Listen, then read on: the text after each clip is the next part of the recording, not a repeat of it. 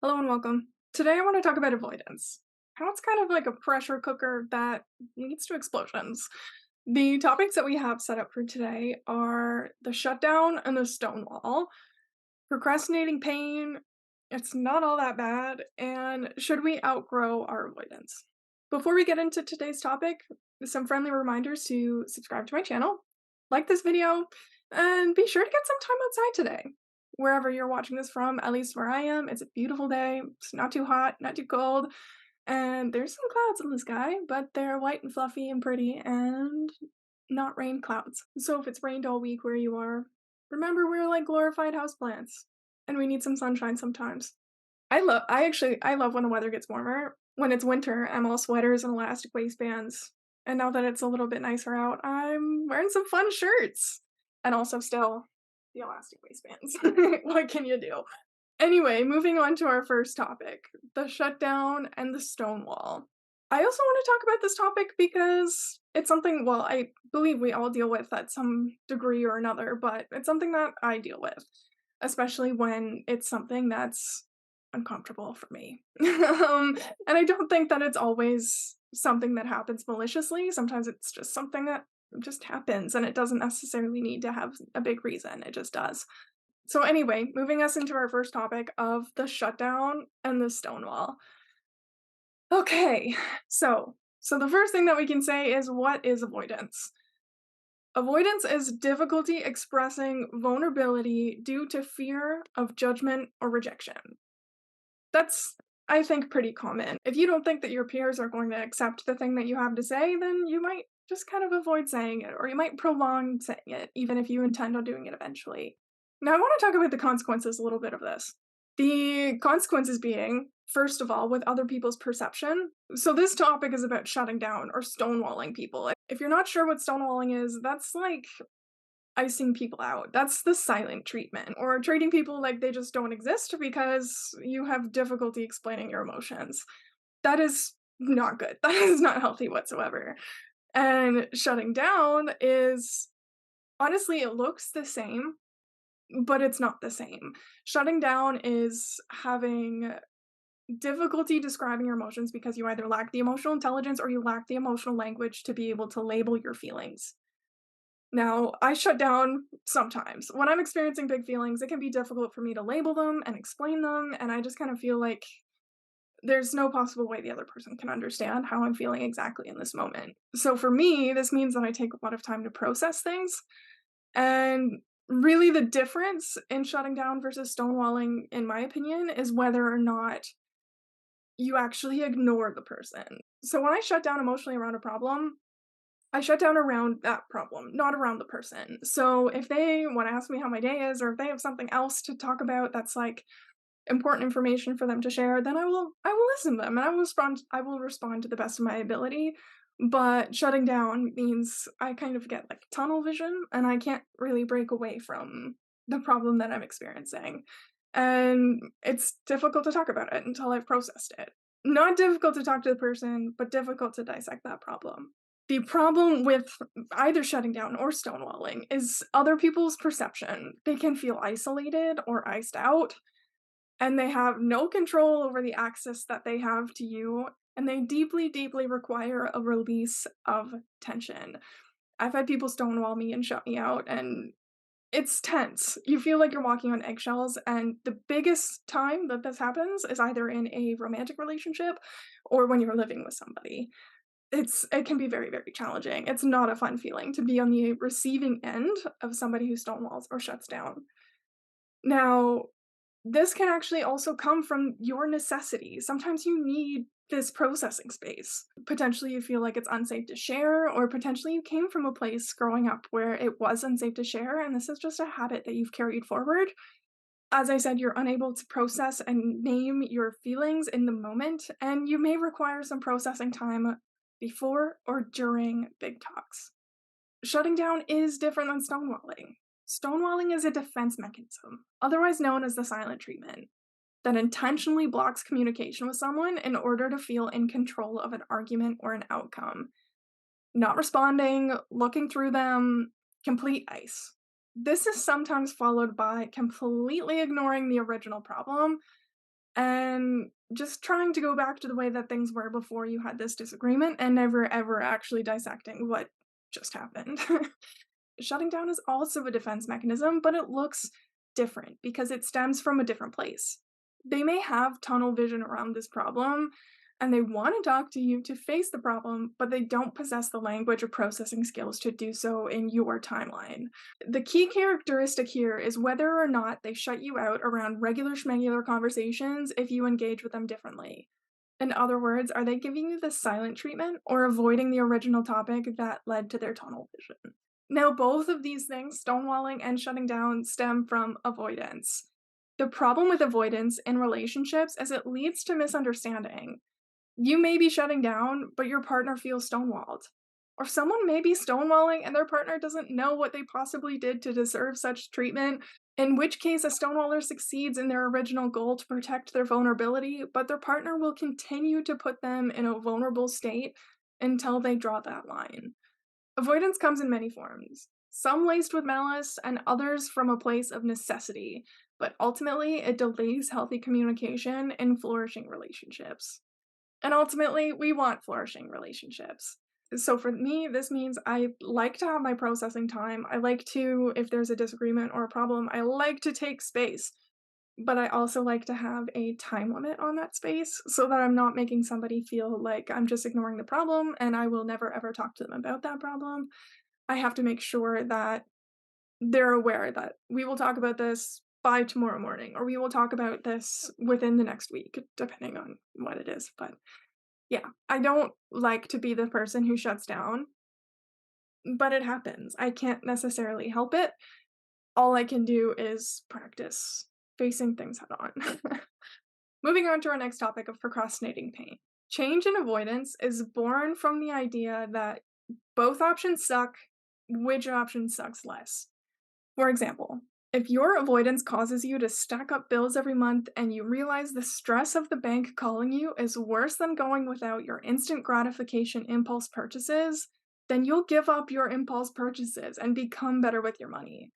This happens because you decided the bank calling you sucks. Nobody likes when the bank calls, in which case the consequence for avoiding the problem becomes worse than the consequence for changing. I hope that makes sense. For me, the process of working through avoidance looks like if I want to do something I know will help me grow, then I have to give up X. And then I go through how does my whole identity change when I don't have X? Then I will debate with myself about why I feel the need to attach my identity to anything external, and then I'll fall down the rabbit hole of existentialism, of the ephemerality of things, and of the material world. Sometimes it's like you want to change things, but you feel like you can't get it out. Where it's like, I want to change, but if I do change, then how does my identity change? And it's so scary to think that your whole identity can change if you just let something go, and it's challenging. If somebody told me that I couldn't wear fun shirts because for some reason this is causing roadblocks in meeting people or something, maybe they hate my fun shirts, then I would probably freak out about it. I would probably be like, "No, my fun shirts are fun, and that's what makes me me, and screw those guys." And honestly, the anticipation of change is typically way worse than the change itself. If you told me I can't wear my fun shirts, I will panic. But if I started getting used to boring shirts and I was wearing boring shirts all the time, I won't. And I would get used to it. I would get over it. And it doesn't have to be this whole big thing.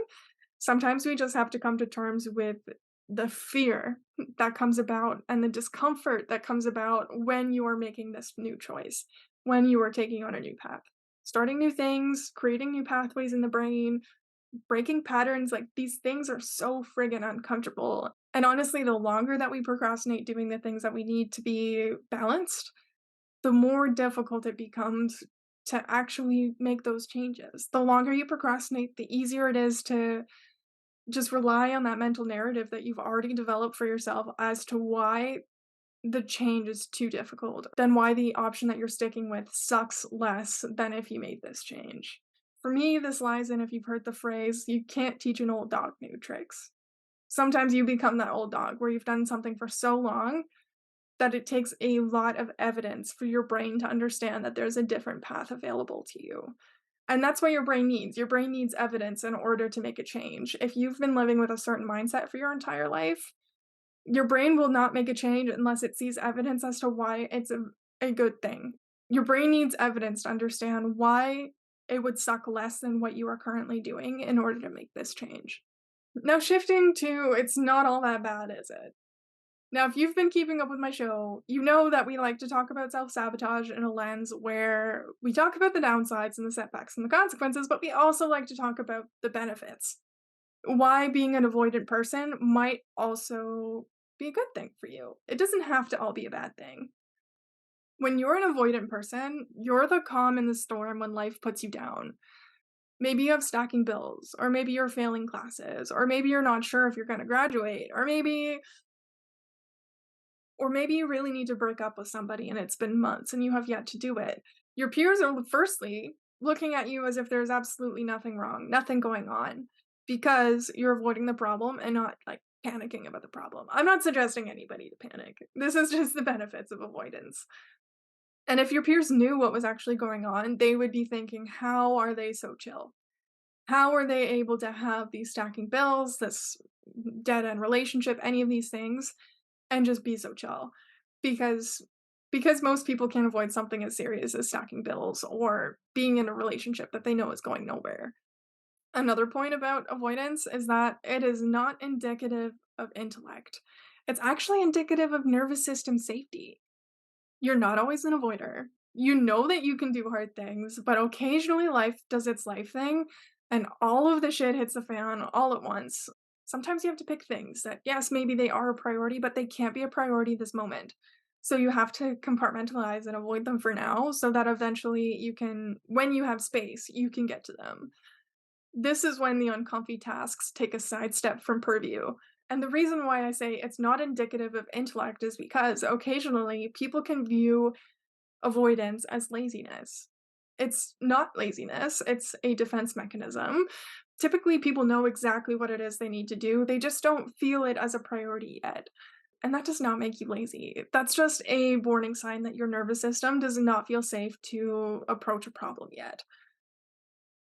Avoidant people are excellent at finding silver linings or positive aspects in difficult situations as a coping mechanism to maintain optimism or hope through things that they're avoiding. Avoidant people have a ton of resilience in the face of challenges, being able to adapt and cope with adversity. Avoidance doesn't have to be entirely a bad thing, but we can also recognize that avoidance can sometimes provide temporary relief or protection, but it may not be a sustainable or healthy long term strategy. It's okay to have some avoidance in you as long as you're aware of finding long term solutions and not letting things pile up and pile up and pile up until they become a mountain that's feels impossible to climb. It can feed your avoidance even more. It can be difficult to come back from, and then that's when you feel like you're lazy and you just didn't take action when you needed to. It's important to take action when you need to. It's important to take action when you need to, and that doesn't have to mean that it's on somebody else's timeline. It is okay to take space to process. That does not make you abusive. Actually, something that inspired this episode today is that I saw a post on Instagram talking about the abusiveness of the silent treatment. I agree that stonewalling is abusive. I agree that the silent treatment is a terrible thing to experience when you're on the receiving end of it. And it's not so great to experience when you're on the giving end of it either, and I've been on both sides. But the thing that I really wanted to talk about is that it's not all laced with malice. There is some genuine benevolent reasoning behind this sometimes. It does not always have to be a bad thing. And and personally, for me and my relationships, I like to take space to process my feelings because if I don't take space to process my feelings, I might say something that I really don't mean. I might say something that really hurts somebody's feelings. And if I take this space to process, then I can speak to my feelings in a very clear ABC type of framework type of way. The thing I can speak about my feelings in the ways that I've learned about in therapy. And I don't need to hurt somebody else's feelings in order for me to feel validated in my own. And when I'm just kind of acting on the feelings that I feel right now and not taking time to process them, explosions can also ensue. So, avoidance leads to explosions, but so does speaking about things the moment that they happen, at least for me. And this is why it's just so important to distinct the difference between shutting down emotionally and stonewalling, because those are two very different things. I never ever shut down for the purpose of hurting somebody's feelings. I actually shut down for the purpose of protecting them, protecting their feelings and protecting my own. So, this leads to the last little topic here. Should we outgrow our avoidance? The short answer is yes. In the ways that it impacts your relationships, where it jeopardizes opportunities in the future, and where it limits your emotional well being. But it is not black and white. There is a gray area here where it can be a good thing, where it can benefit your relationships by offering space to deal with your rage before you deal with the problem at hand. It can offer space to process your feelings because, at least for me, sometimes I get emotional. Maybe it's hormonal, I don't know. But I can be so grumpy about a problem. I'm like, that was the worst thing somebody could possibly do to me. And I need to talk about it. I need to tell them why that sucked and what to do next time. But then I sleep on the problem and I wake up the next day and I'm like, holy shit, that wasn't a big deal. I was just tired. Or I have a little snacky snack and I'm like, holy shit, I was just hungry. And so this is why for me, not just jumping on my feelings to say, I'm feeling a feeling, and so you are responsible to make me not feel this feeling anymore. This is why processing is important to me. Because sometimes, all of the time, I am responsible for my own feelings and you are responsible for yours. And if there is something that we can do to make things more symbiotic, we should do that. But we need to do that from a place that is not placing blame, that is not being defensive. I think one of the worst things that we can do in our relationships is be defensive. I think that being defensive limits our ability to be curious. It limits our ability to learn things about ourselves. It limits our ability to learn things about our partners. Being defensive is also shutting down, but it's a more verbal shutdown. My version of shutting down is going quiet. Somebody else shuts down by lashing out, and I don't want to lash out. If I don't process my feelings, I will lash out. So, it's important for me to take space, and I've learned that time and time again, that if I don't take space, lash outs happen. Anyway, I'm kind of rambling here. Overcoming avoidance requires so much effort, and developing emotional and physical endurance when you're experiencing pain, change, uncertainty, lack of emotional control, or risk.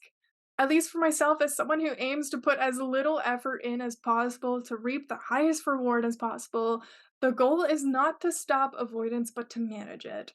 I practice control with my avoidance by honoring my feelings when I'm having a disagreement with someone I care about that I'm growing a relationship with. So, if they said something that really hurt my feelings, they can deal with the consequence of me being angry. It's okay to be angry, and sometimes that's what somebody needs to be able to understand the consequence of their action. People don't want to make you angry, so if they see you angry, then they will probably think twice next time before they say something that's a little bit insensitive. That being said, this is a practice for me, so I want to show people if they make me angry, but I do not want to show them my rage. There's a balance there. And I also give my avoidance an outlet when I bite my tongue to avoid an argument with my grandmother. Because she's old, I cherish my time with her and I love her to bits. But she's done her growing. And that's totally fair. She's in her 70s, she doesn't need to grow anymore. When she says something that I disagree with or doesn't necessarily feel good, I can bite my tongue. I can avoid that argument because we have limited time with the people that we love, and I know that I don't want to spend that time with them arguing. So, avoidance can be a good thing, but it doesn't have to control your life. This is the main takeaway here about whether or not we should outgrow our avoidance. We should outgrow avoidance when it hinders our success in the future. We should outgrow it when it impacts our relationships. We do not have to take on every single thing like a bullet train, just running headfirst into the problem and bulldozing everyone else in the vicinity. Sometimes it's okay to take just a breather and say, do I need to react this way? Or is there another way that I can react that will get the same outcome, if not better? Avoidance is here to stay. Everybody will always avoid something. But the way that we manage our avoidance is really the point of this conversation. The ability to have an argument with somebody in your life and know that the world is not going to end is very, very healthy. It's okay to have an argument. It's okay to show somebody your anger. It's okay to have an uncomfortable conversation once in a while. It's actually healthy. It is good to explain your side of the story, even if you're in crying shambles. Because I don't know about you, I cry when I'm angry. It's still very, very healthy to let that out. Everybody needs a release sometimes, especially when you're building up feelings. But for me, the key practice is to make sure that I'm also managing all of the other things in my life. But it's a practice in managing your big feelings. Sometimes big feelings are a whole can of worms. And if we go into this right now, it's a whole can of worms. Sometimes something could be triggering for me, and it's not wrong what they did, but it's if it just feels triggering, and that's okay. That is completely okay. But for me, there's balance in telling somebody what you did triggered me. It wasn't wrong, but it triggered me. And the balance comes from like when saying these things, when telling somebody that I was triggered, whether or not telling them that will cause a whole triggered meltdown. I don't want to have a whole triggered meltdown. If I'm triggered, I want to be able to say, hey, that triggered me and not this is what I look like when I'm triggered.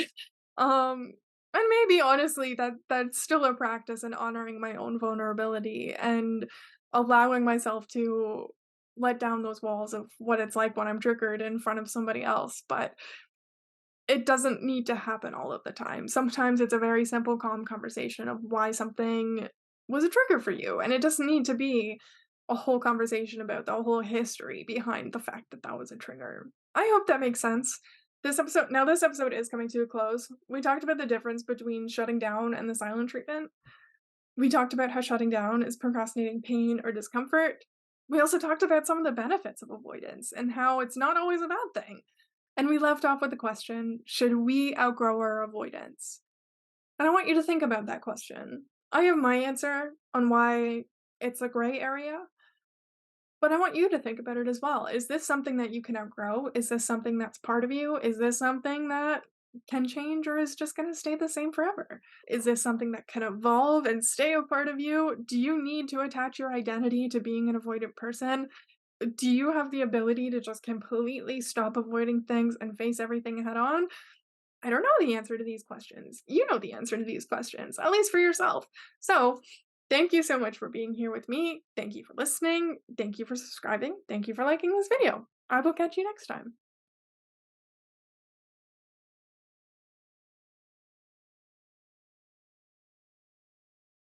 Thank you so much for being here with me, and I hope you enjoyed today's topic. Please share your feedback with me on any of my social channels and remember to subscribe. If you would like to support this show, you can buy me a coffee with the link in the description. With your tip, you get lifetime access to downloadable activity sheets and the warmth in your heart knowing that you're helping a small business. I also have a marketing course called Marketing Mastery, a self study program. There's no group component. There's only 4.5 hours of content that you can do in your own time, and it's packed with info about using platforms like emails and YouTube to grow customer lists and social media to drive traffic to your customer lists. I also have one on one marketing consulting services for creative businesses. And if you'd like to discuss how it can help you in your business further, please reach out to me via email. And if you have feedback about my show, please use my social channels. You can find all relevant links in the description below. And thanks again for being with me. And I do hope you come again. Cheers for now.